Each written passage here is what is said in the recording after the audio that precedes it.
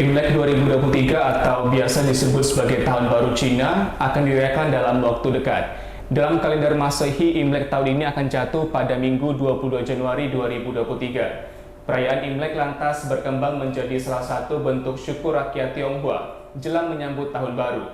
Tradisi Imlek biasanya dilakukan secara turun-temurun dan berbeda di setiap daerah serta negara. Bagaimana sejarah perayaan Imlek? Apa pesan disampaikan pada Imlek tahun ini? Dan bagaimana perayaan Imlek digelar di Provinsi Kepri? Untuk mendiskusikannya telah hadir di studio Ulasan TV Ketua Komisi 1 DPRD Kepri, Bobi Jayanto. Pak Bobi, selamat pagi, salam sehat Pak.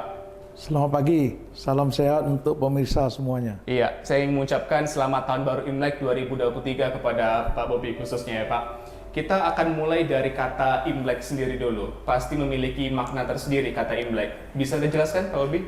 Sebenarnya bahasa Imlek itu cuma terkenal di Indonesia saja. Di luar tidak ada yang kenal apa itu Imlek. Oke. Tapi Imlek itu suatu perkataan yang diistilahkan oleh orang-orang tua kita yang di Indonesia, khususnya di daerah Jawa, yang di dua kosakata yang dijadikan satu, Imlek. Jadi artinya musim yang kita harus berpesta gitu. Jadi umumnya kalau di daratan Cina sana itu perayaan Imlek itu dilakukan pada waktu sekarang ini setelah mereka memanen besar-besaran. Jadi mereka bersyukur ya, sehingga itu yang dinamakan oleh orang-orang kita di Indonesia namanya Imlek. Tapi bahasa sebenarnya adalah Chunnian. Ya, Chunnian itu artinya Chun itu musim, Nian musim baru. Jadi setelah panen mereka akan masuk ke musim yang baru. Oke, koreksi saya jika saya salah Pak Bobi. Jadi perayaan Imlek ini kan menandakan awal musim semi dan awal tahun ya, Betul. berdasarkan kalender lunar seperti itu ya. Tapi Indonesia sendiri kan tidak memasuki musim semi. Ya. Kemudian bagaimana pemaknaan Imlek ini? Justru itu, tapi tetap sesuai dengan kalender itu tetap jatuhnya pada musim semi ini. Ya, sehingga tradisi ini sudah dijalankan di mana-mana seluruh dunia. Ya, karena mereka tahu, karena seluruh dunia itu orang-orang Tionghoa kita itu di kalender rumahnya hari-hari itu ada juga kalender Cina ini. Sehingga mereka bisa tahu hari ini hari keberapa. Kalau tidak salah hari ini sudah hari ke 26.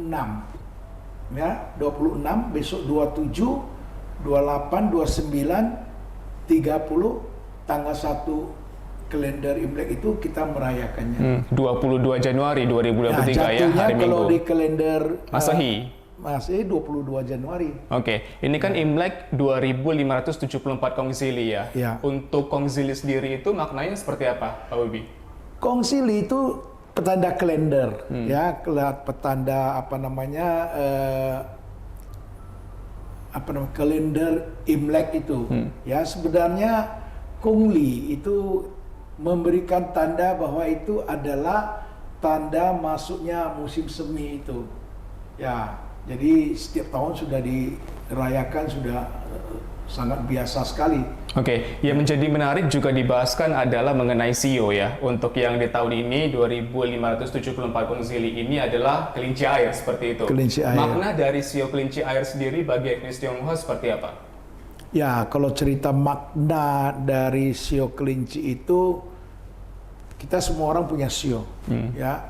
Ya, seperti saya sionya ular. Kalau istri saya sionya kuda. Dari situ kita sudah bisa tahu berapa umurnya orang ini. Ya, satu sio itu putarannya ketemu lagi itu 12 tahun. Ya, jadi tinggal dikalikan aja. Jadi bisa dapat rumusnya itu. Jadi kebetulan tahun ini sio kelinci dan kelinci air lagi.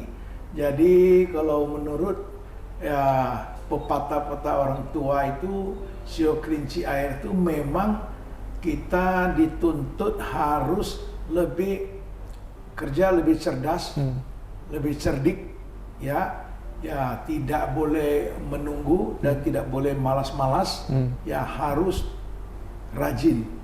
Ya, kalau tidak, ya saya pikir perekonomian kita juga, kita sama-sama tahu di 2023 ini ya akan terjadi ya perlambatan resesi ekonomi. Karena apa? Karena kita telah 2 tahun lebih mengalami pandemi yang mana ekonomi kita banyak yang terimbas. Sehingga masuk di tahun kelinci ini ya tidak pasti bagus sekali, tetapi kita di dalam ikuti dia punya karakter sio itu, ya itu kita dituntut harus kerja lebih cerdas, ya harus kerja lebih cerdas, kerja lebih keras lagi, ya, cerdik, ya jadi jangan ibaratnya dia sionya itu ada makna, seperti sio kerbau. Kalau sio kerbau itu dia kerja keras itu, ya hari-hari ibaratnya membajak di sawah. Kalau tidak membajak dia tak dikasih makan. Betul. Nah, kalau kelinci ini lain, ya kelinci ini dia harus cerdas, harus cerdik. Dia kemana saja pun dia bisa makan. Biar dilepas pun dia bisa pergi cari makan. Jadi oleh sebab itulah saya juga mengharapkan kepada masyarakat ya agar di sio kelinci ini kita sambut dengan baik. Ya mudah-mudahan bisa membawa suatu perubahan karena kita sudah 2 tahun mengalami pandemi ini, dan pesan saya ya kita harus kerja keras lah, ya kerja keras dalam arti ya ke bidang kita masing-masing, kita fokus, ya kita lebih rajin. Saya yakin ya walaupun pesan-pesan kepala negara kita bahwa tahun 2023 ini masih akan ada resesi ekonomi, ya tapi minimal kalau kita bekerja keras minimal lebih baik daripada tahun-tahun sebelumnya. Tahun-tahun sebelumnya yang saya masukkan adalah masa-masa pandemi itu. Betul. Ya. Karena kita cukup terpukul mengenai 2 tahun ya Pak ya, kita terbelenggu ada berbagai pembatasan yang ada seperti itu. Tadi sempat katakan juga bahwa perayaan Imlek ini di setiap daerah dan juga negara berbeda. Uniknya di Provinsi Kepri ini kita merayakan Imlek seperti apa Pak? Wah, kalau di Provinsi Kepri ini sejak saya kecil ya kita sudah mengalami. Kalau bicara Imlek itu, kalau semasa kita kecil itu semua anak-anak senang sekali. Karena pertama apa? Karena pertama mereka bisa dapat baju baru. Ya nanti kalau begitu tiba hari hanya mereka bisa dapat angpau, terus bisa ke rumah saudara-saudara. Ya saudara-saudara juga bisa berikan angpau. Nah tradisi-tradisi ini yang tidak pernah hilang. Dan yang paling penting itu adalah malam menjelang Imlek besok tuh. Malam Sabtu malam berarti ya? Sabtu malam. Ya, itu kalau tradisi kita itu semua keluarga harus kumpul. Ya, dan dulu kumpul semua. Walaupun mereka sudah merantau sampai ke Bali, ke Singapura, kemana-mana, mereka kumpul. Nah, mereka kumpul kalau ada waktu punya mereka lebih duluan pulang seminggu. Kalau nggak ada waktu punya sehari 2 hari sebelum malam makan bersama itu namanya Willow. Willow itu adalah makan di satu meja, satu keluarga. Di situ ada sejenis steamboat.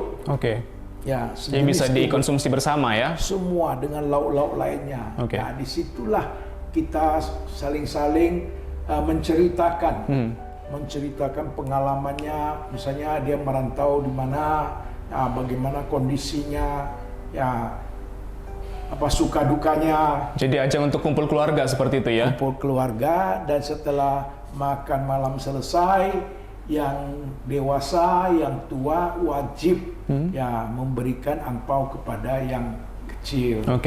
Ya, jadi saling memberilah. Pak Bobi, ini ada tradisi, kemudian juga ada pantangan juga yang tidak boleh dilakukan oleh etnis Tionghoa ya, koreksi jika saya salah. Seperti misalnya pantang untuk makan bubur, kemudian juga pantang untuk mengkonsumsi buah-buahan berduri, seperti misalnya salak dan juga durian seperti itu. Ini kenapa? Ini sebenarnya pantangan-pantang ini lihat. Kalau generasi sebelumnya itu memang masih ada, tapi generasi muda sekarang ini banyak yang terlewatkan. Namun kalau yang tua tahu pasti akan diingatkan. Ya, mengenai pantang itu banyak sekali. Pantangnya ini pada hari 24. Nah, 24 itu tanggal berapa yang lalu? Itu semua rumah tangga, semua vihara, semua kelenteng itu ada rupang, ya, rupang Buddha itu. Itu semua harus dimandikan, dibersihin, ya, terus dikembalikan ke tempatnya. Ibaratnya dewa-dewa itu semua kembali ke surga, ya, untuk memberikan laporan.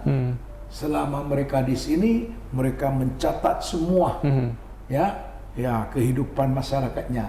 Jadi harus dilaporkan kepada sang dewa besar, ya. Jadi tidak ada dewa, ya, dan kosong nih. Nah, jadi kita dituntut untuk hati-hati. Jangan sampai di rumah ada pecah piring. Tidak boleh sapu boleh, tetapi sapunya harus masuk, ya, terus diambil, ya, terus, ya, pada malam tahun baru Imlek itu, ya, tidak boleh cuci rambut, ya, banyak pantangannya. Dan itu masih berlaku sampai saat ini? Orang tua selalu ingatkan. Ya, untuk generasi muda mereka mungkin, ya, tidak terlalu paham, ya. Tetapi kita sebagai orang tua selalu kita ingatkan kepada anak-anak kita, apalagi cucu kita. Oh, nggak boleh gini ya, nggak boleh gini ya. Nah, ini yang secara tidak langsung, ya, kita sosialisasikan kepada generasi muda itu. Iya, tadi Anda juga sempat menyinggung mengenai memberikan ampau, kemudian juga mendekorasi rumah, dan juga salah satu buah yang sering disajikan itu adalah buah jeruk sendiri, ya. Iya. Bisa ceritakan mengenai hal ini, Pak Bobi? Iya, kalau membersihkan rumah itu wajib, ya, sebelum seminggu sebelumnya, itu bersihkannya juga tidak sembarangan, tidak bisa pakai sapu atau apa, harus pakai bambu. Bambu, ya? Iya, harus pakai bambu. Tujuannya membersihkan rumah dari debu ataupun sarang laba-laba atau apapun, ya. Nah, juga secara tidak langsung itu kita bicara sedikit mistik, ya.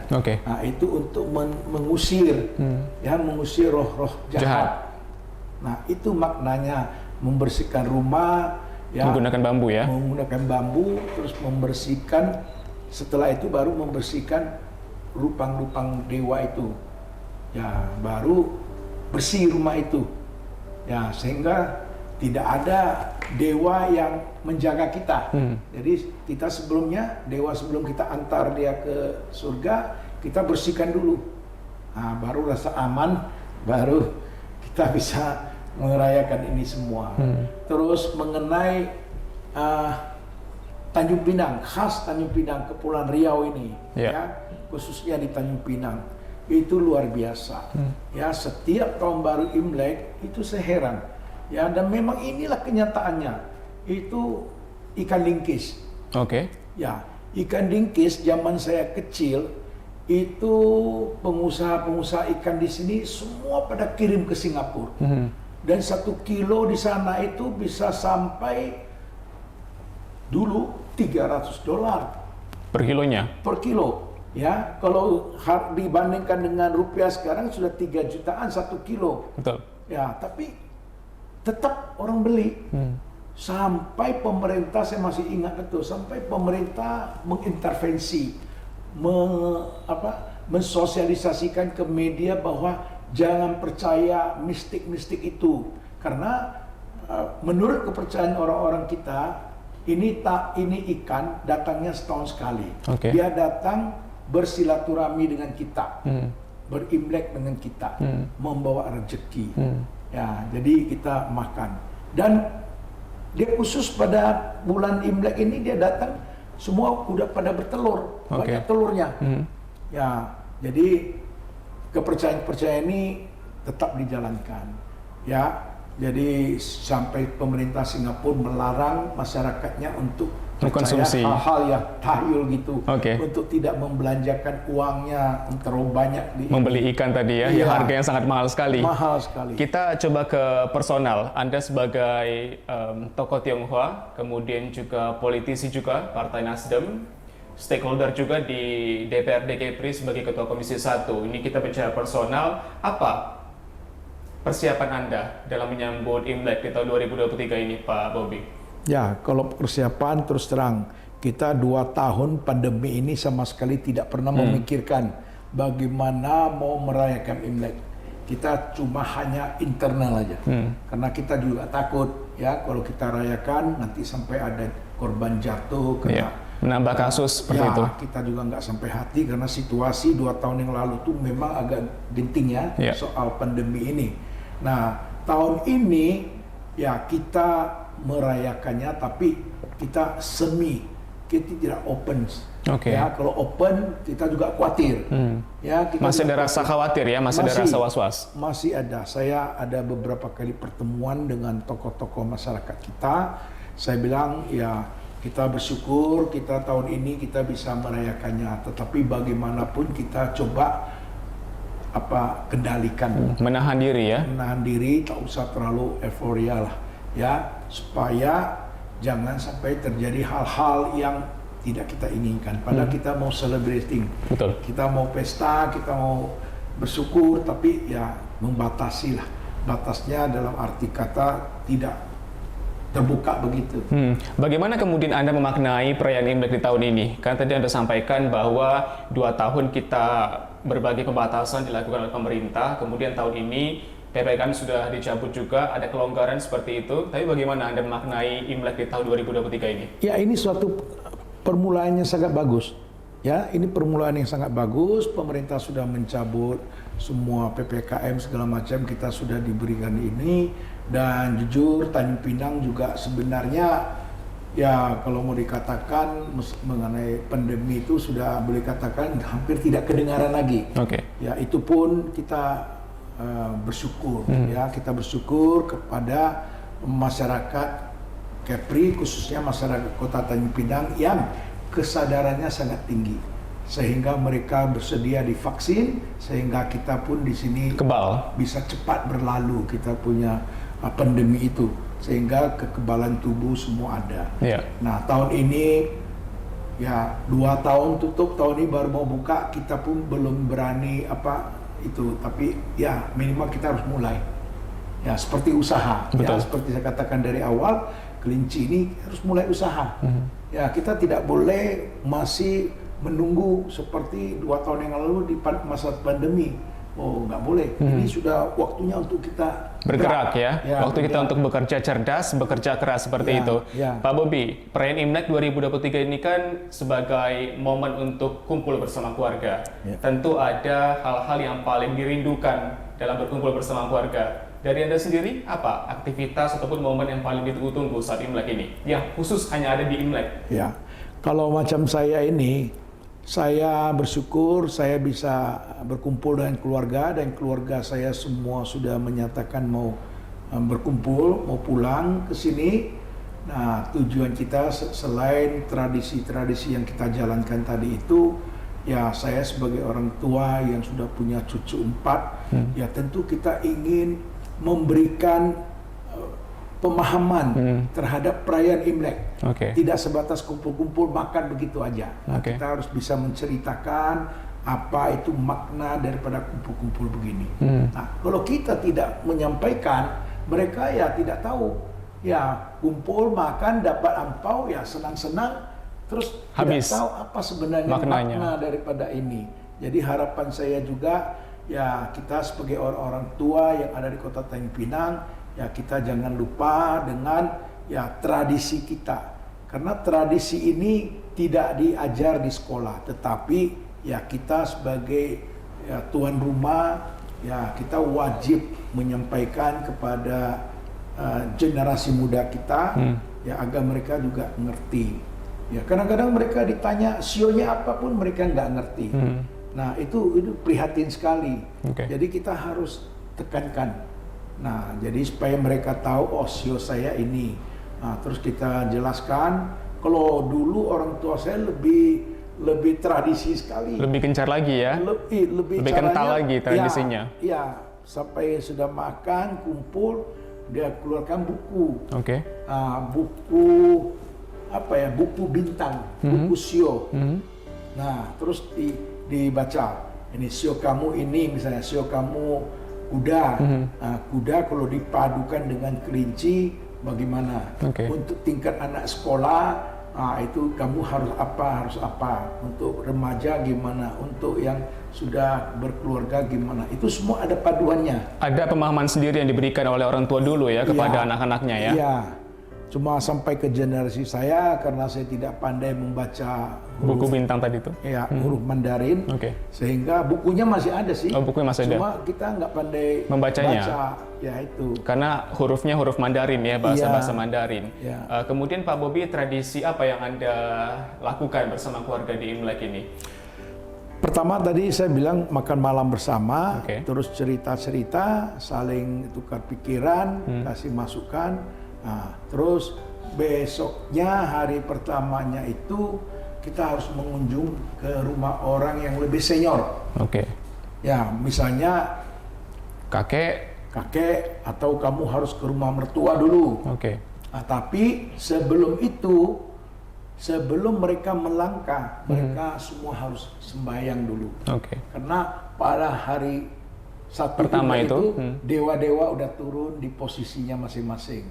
Jadi semua harus bakar dupa, berdoa, menyampaikan doa supaya selama tahun ini diberikan kelancaran, usaha semua, kesehatan semua. Itulah mereka meminta dalam doa itu hari pertama. Kemudian untuk hari selanjutnya, tradisinya kita saling mengunjungi keluarga sebenarnya masing-masing. Kalau Imlek itu waktunya 15 hari. Ya, kalau tradisi di Tiongkok sana itu 15 hari. Sekarang kamu mau belanja apa saja, Tiongkok sudah tutup, nggak ada lagi. Gudang tutup, pekerja pulang itu, waduh. Kalau tidak 10 hari sebelumnya nggak akan dapat bagian. Kereta, pesawat penuh sudah semua. Pada tutup semua ya, sudah pada penuh semua. Gudang semua pekerja tutup semua. Ya itu, jadi 15 hari itu sebenarnya kalau Imlek itu. Nah, terus itu 15 hari sebab itu ada yang selalu sebut Cap Gome. Nah, Cap Go kan 15. Ya, Cap Gome itu malam 15. Nah, itu ada sedikit perayaan, artinya tutup tahun. Ya, tutup tahun baru kita diminta untuk mulai bekerja. Gitu. Hal yang menjadi unik juga pada saat Imlek tentu berkumpul keluarga, ada makanan, ada makan minuman yang khas atau khusus disiapkan pada saat Imlek di keluarganya sendiri. Ya, ini sampai sekarang masih ada. Ya, itu artinya kue keranjang. Kue keranjang itu keras, ya. Tetapi itu memang setiap keluarga itu harus sediakan. Satu untuk disembayangkan kepada dewa, setelah itu disimpan di rumah untuk kita makan. Jadi kalau ibarat kepercayaannya ini makanan yang sudah kita persembahkan kepada dewa, tentu ya ini lebih afdol lah, sehingga kita juga boleh makan. Dan ini suatu tradisi untuk menjamin, karena kalau Imlek di daratan Tiongkok sana itu nggak ada yang jualan, jadi kue keranjang inilah mereka potong-potong, mereka goreng, mereka kukus, mereka buat makan. Ya, nah di sini enggak lah, di sini masih bebas dijual. Masih ada yang jualan. Kan saudara-saudara kita dari orang Jawa juga banyak jual sate, bakso, semua justru laku. Nah, kalau yang jualan makanan kita memang nggak jualan, mereka off. Dan ada pantangannya lagi. Kalau kita mau buka usaha, itu harus minimal di hari yang ganda. Ini hari pertama kita off. Hari kedua kita mau buka boleh. Ya, kalau hari kedua nggak boleh buka, harus hari Kamis, hari keempat. Ya, jadi kalau hari kedua ada yang buka, sekedar buka sebagai syarat saja, langsung tutup, udah. Sehingga 1, 2, 3, hari keempat sudah resmi buka. Nah ini tradisi ini masih jalan. masih dipakai. Ya, jadi perayaan Imlek ini tidak hanya perayaan seremonial biasa, tetapi juga ada makna tersendiri yang harus diambil, ada tradisi-tradisi juga yang harus tetap dilaksanakan ya untuk para generasi muda selanjutnya ya, Pak Bobi. Kita jeda sejenak, usai jeda kita akan sambung lagi perbincangan kita, Pak Bobi, tetap di program YouTube.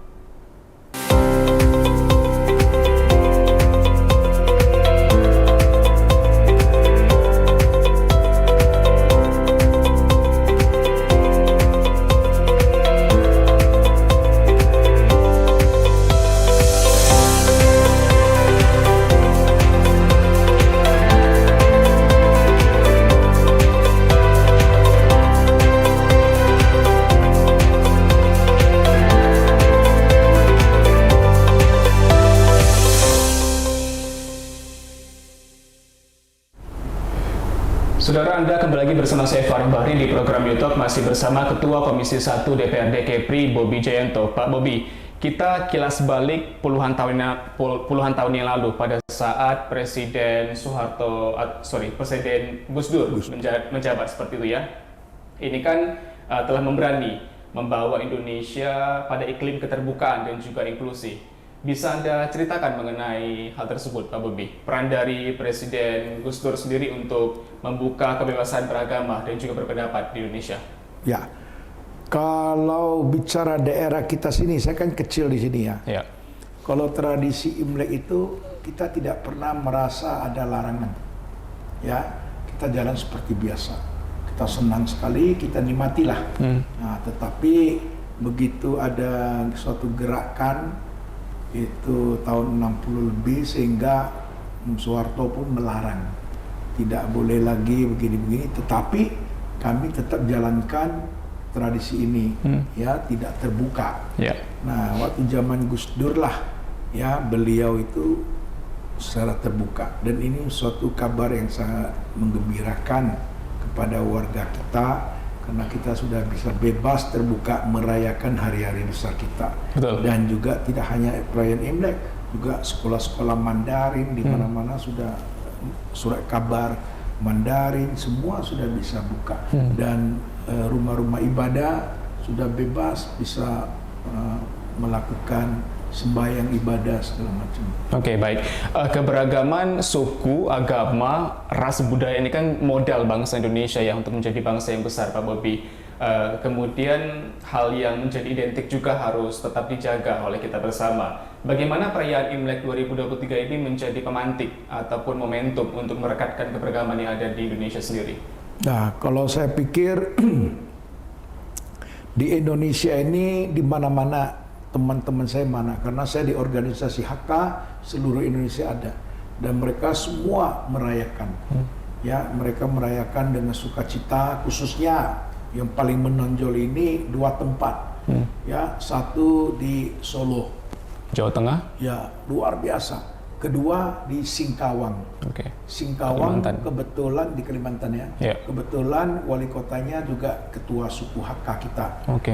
Dan dia ya selama ini memang begitu, sana mayoritasnya ya masyarakat Tionghoa, sehingga tidak heran, apalagi sudah ada kebebasan begitu, luar biasa sekali. Nah, di Tanjung Pinang kita baru mulai secara terbuka itu pada tahun 2003 waktu saya jadi ketua paguyuban. Nah, saya coba menyusun suatu program karena mengingat banyak saudara-saudara kita yang pulang dari luar untuk mudik ke sini, ya terus suasananya kalau sepi begini gimana? Ya akhirnya saya panggil pengurus-pengurus saya, kita bentuk panitia, kita bikin malam hiburan, tepatnya di depan pos kota itu Jalan Merdeka. Kita mulai bikin pertama kali itu saya menjabat ketua paguyuban Sosial Marga Tionghoa. Sampai sekarang pun masih berlangsung ya? Berlangsung, cuma kena stop 2 tahun yang COVID. Betul. Ya, terus lancar sampai hari ini. Nah, hari ini, tahun ini saya juga minta kepada teman-teman di paguyuban, kita sudah harus mulai. Ya, karena 2 tahun ini memang kita sama-sama menahan diri, Ya. tapi tahun ini ya pemerintah pun sudah buka PPKM segala macam, ya kita harus mulai. Betul. Minimal kita mulai untuk menghibur masyarakatnya.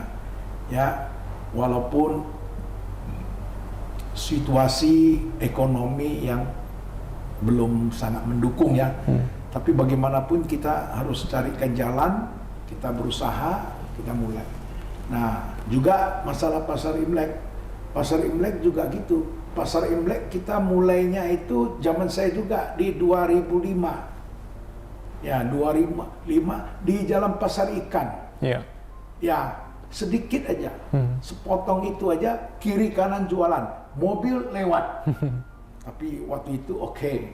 Tak ada masalah, berjalan bagus, ya, dan ramai, luar biasa. Jadi ini bazar ini luar biasa, ya, bisa mengangkat perekonomian UMKM besar sekali. Iya. Karena apa? Saudaranya yang pulang sambil bawa keluarganya jalan melihat keramaian sambil belanja untuk keluarganya. Betul. Ya, jadi mereka tidak payah-payah belanja dari sana berat-berat kan. Di sini lengkap semua. Nah, jadi ini sudah kita mulai, dan berapa tahun yang lalu zamannya Pak Sahrul kita minta supaya ada pelebaran, jangan di situ lagi. Jadi pelebarannya ke Jalan Merdeka. Nah, ternyata direspon bagus. Positif. Ya, bagus. Cuma sayangnya terstop 2 tahun, dan tahun ini mulai. Nah, wali kota memberikan izin kepada Paguyuban Sosial Marga Tionghoa untuk mengkoordinir ini. Nah, supaya masing-masing koordinir itu punya koordinator lapangan. Nah, dibentuklah 3 koordinator lapangan. Jadi bagi, ya, 1 di Jalan Merdeka, 1 di Jalan Merdeka pos kota, 1 di Teguh Umar. Jadi pengelolanya lain-lain. Tetapi intinya, ya, yang paling penting adalah untuk mengangkat ekonomi masyarakat kecil. Iya. Dan juga harus dijaga kebersihannya dan tidak mengambil biaya yang besar pada mereka. Nah, tentunya biaya yang diambil itu hanya untuk, ya, kebersihan, ya, listrik, gitu. Menarik jika membahas mengenai hal ini karena tidak hanya dampaknya dirasakan oleh etnis Tionghoa saja, tetapi juga masyarakat-masyarakat kecil yang notabene tidak merayakan Tahun Baru Imlek bisa juga ikut berkontribusi, ya, seperti mendirikan bazar barangkali di sekitaran jalan tersebut, ya, agar perekonomian pun juga semakin meningkat seperti itu, ya. Oh, kalau bicara bazar Imlek itu justru, ya, sekarang ini saya tidak tahu, mungkin harus ada dilakukan penelitian, ya. Iya. Itu mayoritas yang berkunjung kita itu justru dari saudara-saudara kita luar etnis Tionghoa. Ya, mereka pergi belanja yang mereka selama ini tak tahu mau belanja barang-barang gini di mana. Nah, di situ bisa ketemu, terus kuliner. Betul. Dan kuliner juga Bu Wali juga wanti-wanti pesan, di sana kita jual kuliner khusus yang halal. Ya, sehingga, ya, saudara-saudara kita bebas untuk belanja ke sana, tidak ada keraguan-raguan. Ya, ini sangat bagus. Malah saya juga kasih masukan kepada pemerintah. Ya, di situasi ekonomi yang baru kita mau bangkit, khususnya yang saya katakan di tahun kelinci ini, ya, kita harus pacu mereka kerja lebih cerdas, kerja lebih cepat, itu dengan memberikan izin kepada koordinator pengelola ini setiap minggu kalau perlu diadakan bazar. Ya, sehingga yang jualan itu tiap minggu ada kegiatan. Entah itu seminggu 1 malam atau 2 malam, itu tergantung kebijakan pemerintah dan juga melihat perkembangan di lapangan, kan. Baik. Pak Bobi, terakhir ini apa harapan kemudian pesan Anda pada perayaan Imlek di tahun 2023? Kemudian silakan untuk mengucapkan selamat Hari Raya Imlek bagi etnis Tionghoa yang merayakan. Silakan Pak Bobi. Ya, pesan saya kepada seluruh warga Tionghoa yang khusus merayakan Imlek ini, marilah kita sama-sama menjaga, ya, situasi kota Tanjung Pinang kita yang kita cintai, karena kota Tanjung Pinang adalah ibu kota daripada Provinsi Kepri. Ya, dan saya yakin dan percaya selama ini kita sudah terbangun suatu silaturahmi yang baik antara kita dengan saudara-saudara kita dari luar etnis, sudah bagus sekali sehingga kita coba mau bikin kegiatan apapun didukung habis oleh pemerintah dan masyarakat semuanya. Ya. Nah, harapannya tetap kita pelihara ini agar daerah kita ini bisa tetap kondusif, ya, saling bisa menjaga kehidupan bertoleransi. Ini yang paling penting, ya. Untuk itu melalui kesempatan ini juga saya ingin mengucapkan selamat Tahun Baru Imlek. Semoga tahun kelinci ini kita selalu diberikan kemudahan, ya, usaha lancar, rezeki berlimpah, kesehatan, dan tentunya cita-cita kita, apa yang kita inginkan bisa terkabulkan. Dan tentunya juga keluarga selalu bahagia untuk menyambut tahun yang baru di tahun 2574, tahun baru Imlek Kelinci Air. 谢谢大家，祝大家恭喜发财，万事如意，步步高升，胜利兴隆，国泰民安，恭喜恭喜恭喜大家发大财。 Iya, kongsi facai seperti itu ya, Pak Bobi ya. Selamat Tahun Baru Imlek 2023 sekali lagi untuk Anda sekeluarga dan juga untuk para pemirsa dan juga etnis Tionghoa yang merayakan. Semoga pada kesempatan kali ini kita diberikan kemudahan ya untuk membangkitkan ekonomi lagi. Seperti yang Anda sampaikan bahwa sio kelinci air untuk kerja lebih cepat, kerja lebih keras, kerja lebih cerdas, supaya nanti ekonomi masyarakat pun di tahun ini akan semakin pulih. Terima kasih Bobi Jayanto, Ketua Komisi 1 DPRD Kepri, atas kesempatan Anda. Itulah perbincangan kami dengan Bobi Jayanto, Ketua Komisi 1 DPRD Kepri. Semoga Imlek 2023 membawa keberuntungan, kemakmuran dan kegembiraan bagi masyarakat Indonesia pada umumnya dan masyarakat Tionghoa pada khususnya. Selamat Tahun Baru Imlek 2023 dan tetap saksikan New Talk edisi selanjutnya setiap hari Rabu pukul 10 waktu Indonesia Barat. Salam sehat, sampai jumpa.